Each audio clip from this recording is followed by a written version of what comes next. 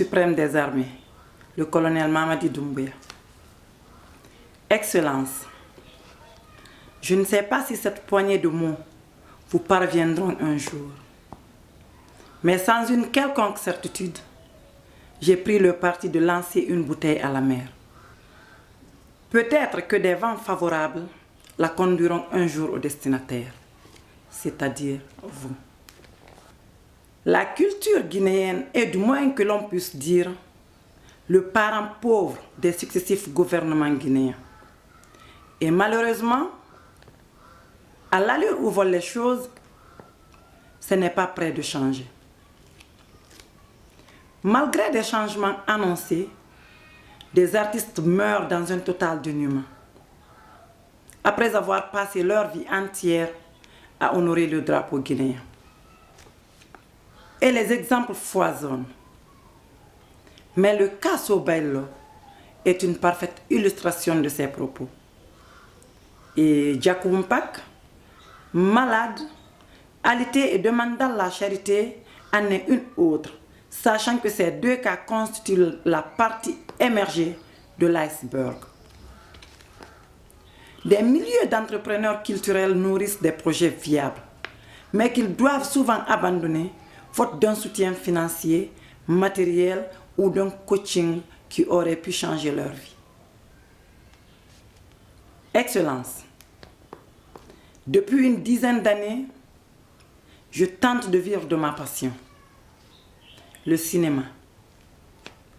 J'ai réalisé un premier film en 2013 et j'en ai réalisé un autre en 2015.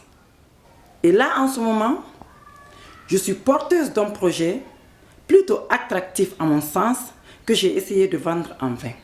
Et sans jamais me décourager, j'ai frappé à toutes les portes, toujours armée d'espoir et de courage, sans succès.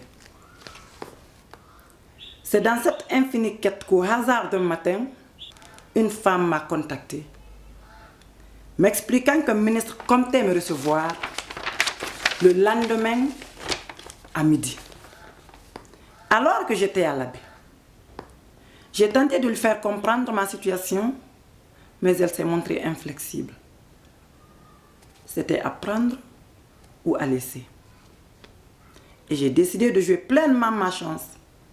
Le même soir, je me suis embarquée, laissant derrière moi mon bébé de 18 mois, avec mes belles-sœurs, pour pouvoir honorer cette audience qui constituait une étincelle dans le noir.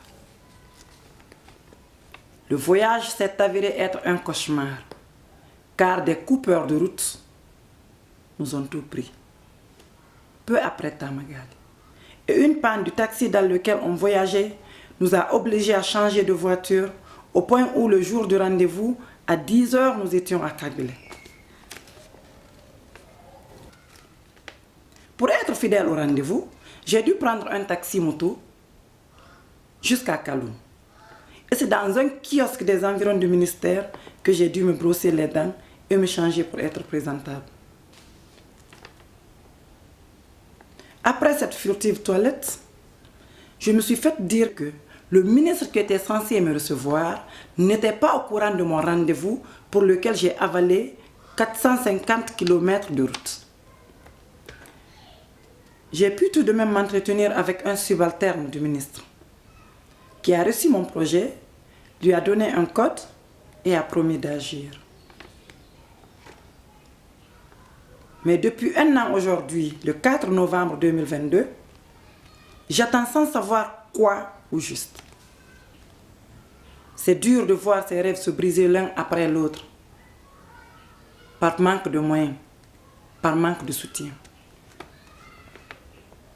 L'art guinéen est malade, Excellence.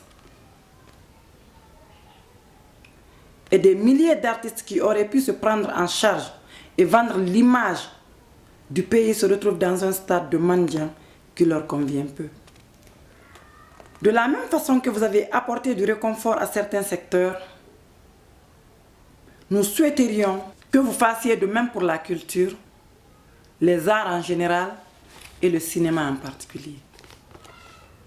N'oubliez pas que la culture est le socle sur lequel pousse le développement des nations et des hommes et est un secteur qui peut offrir à des milliers de jeunes une bouée de sauvetage. Excellence, dans l'espoir que vous saurez prendre en compte ces cris d'une femme mère, d'une passionnée qui ne demande que ses prières soient exaucées, recevez l'expression des sentiments distingués